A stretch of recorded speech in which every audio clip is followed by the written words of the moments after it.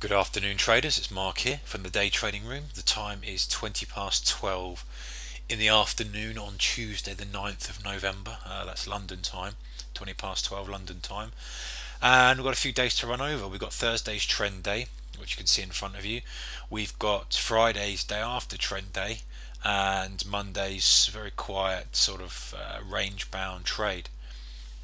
Wanted to discuss the trend day in more detail than the others, primarily because we don't get those very often. And I had a question from one of you guys watching the video, which was, how do I deal with a day like today when we're in a fresh territory? You've got no levels to work from. How do you decide where to place your trades? Well, as I wrote in reply to that comment, when you've got a severe uptrend day or a severe downtrend day, I'm really not looking to fade the strength or weakness, so at all. I'm looking really to take. There's two trades that work for me on trend days, which is why I don't like them as much as the normal days, which doesn't matter because they don't happen very often. And as soon as you can identify them, the sooner you can step back. You can put all your normal setups to one side and just work with your one or two setups that work for you on trend days. I mean, there's some guys out there who wait for trend days, and as soon as they see them, then they really capitalize. But they're not for me. I've only got a few setups that work in them. And the first one is taking the first small pullback after the trend becomes clear.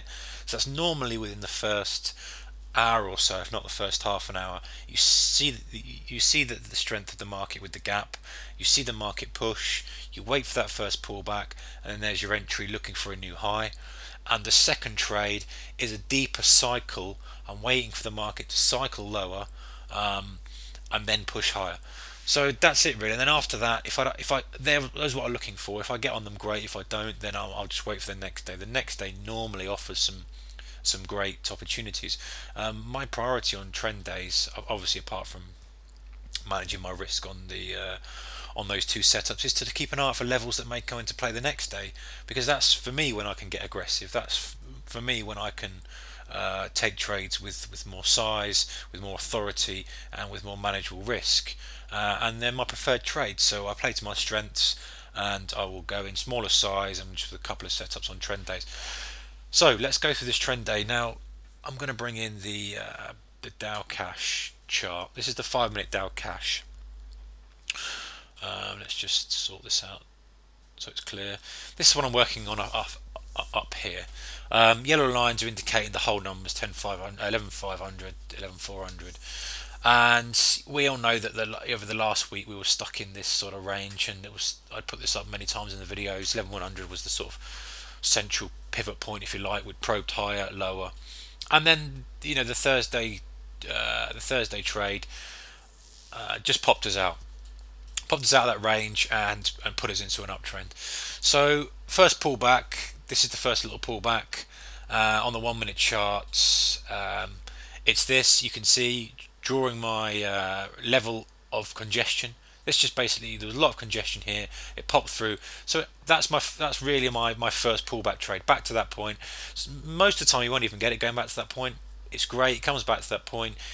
Risk is minimalised. You really need to take the size carefully, because these sort of trades, at this point it's not completely clear we're in a monster uptrend day, so you still have to be careful. But there are a lot of guys who have been short at the top of that range from last week, hurting a little bit, and who are going to start covering this and fueling this fire uptrend. So that's your first setup. But the more important setup to me is the deeper cycle.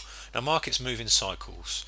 The ebbs and flows of the market, and if you can get in tune with those, then you can really maximize your profits.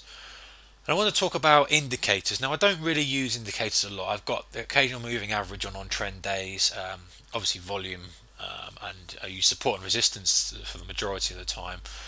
But there is an indicator which I will use on a trend day to try and identify the first cycle.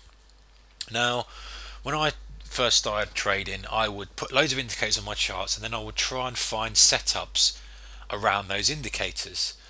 And now I prefer, and I like to see people do it the other way around. I like to see you knowing what setup you're going to do, but then trying to find an indicator that helps you judge that setup. So in this example, instead of us piling loads of indicators on like an MACD, a stochastic, a CCI, Bollinger Bands, instead of throwing those all on and then looking for some pattern based on those, I know I want to get the first deeper cycle in the market, and so I know that's going to be a pullback on an uptrend. So what I need to do then is I'm looking for an indicator that's going to help me judge that cycle. So let's put on, for example, an oscillator type indicator, which is going to be a stochastic or a CCI. So let's stick on a slow stochastic and really don't get caught up in the settings of it. You can tweak them as much as you like, but really we're looking for the first cycle. So what's the first cycle going to be? It's going to be an oversold condition in an uptrend. So this is the first cycle. It becomes obvious now. You've seen this is the push up. We're not interested in this. We're looking for the first cycle lower to get long. That's one of the strategies in an uptrend day. That's the trading plan. That's the second and final trade of the day, unless I see obvious weakness later on and then the shorts come into play. But if it stays strong, then this is going to be the last trade of the day, and probably the one I'll become more aggressive on rather than the first pullback. So this is what we are using our indicator for. We're looking at our indicator and saying, okay, there's the first market cycle. It's pushed up, cycled lower. We're now expecting a push back up. So you can see it works with the stochastic. Let's stick in another oscillator indicator. I mean, I'm not an indicator expert, but CCI is the same sort of thing. And you've got the same type of thing. So it doesn't matter what you're using. We're just looking for something that's going to guide us into the setup that we already know. That's the important thing to point out. I mean, I hate to see guys when they're starting out, they put loads of indicators on the chart, clutter it all up. I don't know what, it just got overload of information that you just feel like you can't see the wood from the trees.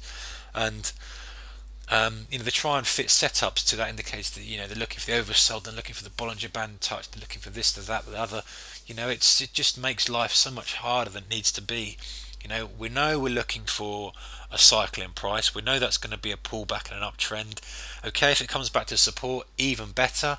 But we're looking perhaps for it to become an oversold condition on an oscillatory type indicator. Anyway, repeating myself too much there, but you get the idea. So that's the way I use indicators. I'll use them to point out a setup that I already know I'm going to take, but I'm just using them to help guide it.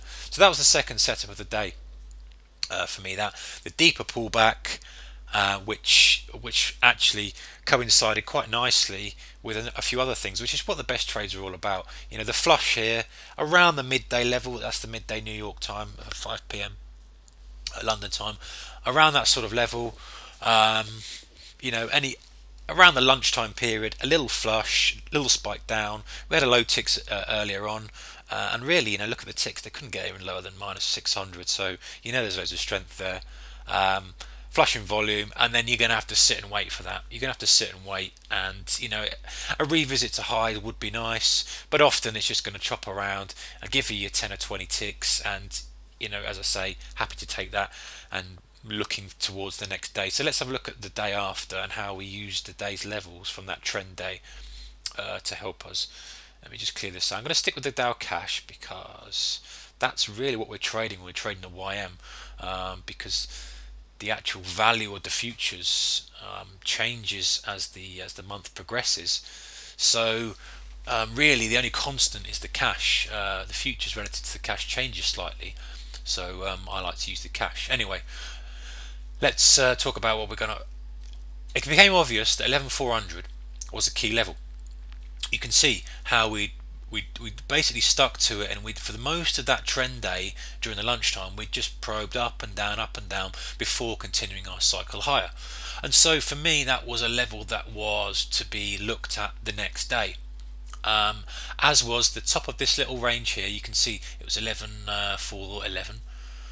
You can see how many times we tagged that. It's probably a touch lower, but we're not going to beat the tick. You can see how many times we tagged that there. Let me get my drawing pen out. You can see how many times that came into play. So that became useful. Obviously, the high of that day, the high of the morning, we made a new high later on, but there was congestion around there. So those are my levels going into the next day. Okay, so the day after that, what am I looking for? Well, I'm looking for a probe higher that fails first of all, because a lot of times the market needs time to digest what's just happened. So it's unlikely. Let me say unlikely. It's not definite. It's unlikely that they're gonna push on much higher. And this is what we got. We got a great day for setups, because we've got this sort of choppy action. The alternate red green candles, pushes lower, pushes higher. You know, try to push through this high several times. You get that little spike, it fails. There's your short.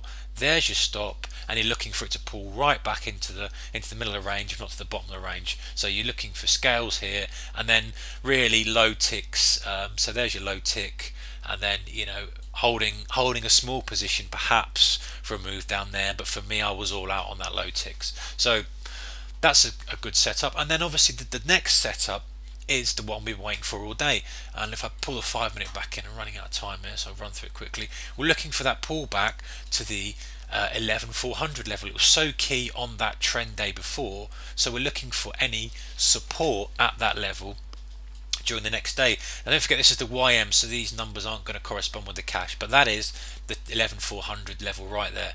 Now, I won't step right in front of it. I would prefer to see a double kiss. We did get the low tick reading, which is great, and it's a perfectly genuine setup on its own like that, but I prefer to see the double test. I prefer to see it around here, but when we're getting a little bit later, that's absolutely fine. Ticks were nowhere near their lows, big tick divergence, little bit of a spike in volume. There's your long. You're waiting for that just to start to form, to push up within that candle, and your stops just below that 11,400 cash level, and you're looking for a cycle back to the midpoint of the range, which is the VWAP. Now, I came out here only because this was the high tick here, and it just seemed to be struggling, and it was so close. We're talking 3 or 4 ticks. I wasn't prepared to risk much more than that, and it was around a 20 tick profit on that trade anyway. So I was happy to come out on that. So that was the trade I was looking for really going into that day. The failure high, the failure low, and we got both ends of it. I mean, a better trader may have held for the full move, but I only prefer to hold for the move back to the midpoint of the range rather than the other side of the range. Some guys are really good at getting the whole move for the whole range, but for me, I look for the more likely move back to the centre of the range, and then I'll see what happens after that. So that's really how trend days become useful to me, rather than actually taking the price action itself. And yesterday was a quiet day for me. I took one good trade in the morning. This low here, I like to call this dirty candles, because these are clean candles. You've got red, but then afterwards on the fall down, you've got what I call dirty candles. You've got red, green, which indicates indecision. The sellers aren't in control, and so I'm waiting to see that a push lower gets bought quickly. It's a bit of tape reading. It's a bit of judging where you are in the context of the market. It's a bit of reading how the market is trading. But we got this, got this clean push down, which looked relatively weak after this consolidation, which we keep getting, by the way. First 15 minutes, they keep consolidating it. So I'm staying clear of that at the moment, waiting until the second trade of the day. Well, normally it's the second trade of the day, now becoming my first trade of the day. Pushing lower, consolidating all these dirty candles here. Well, I call them dirty candles, red, green, fail push lower, nowhere near the participation that you should be seeing. Pushes back higher. There's your long. I'm running out of time. I've got only 30 seconds here. There's my long. Went in there. Stop under here. I'm looking for a good pushback up to this point here, and really I'm looking for a pushback to where all this congestion was here. So my first scales here, had to hold on to a little bit, thinking, oh, I might have misjudged that, but we came back out and managed to get our final scale away there. So good trading, guys. Manage your risk, and we'll come back with another video shortly.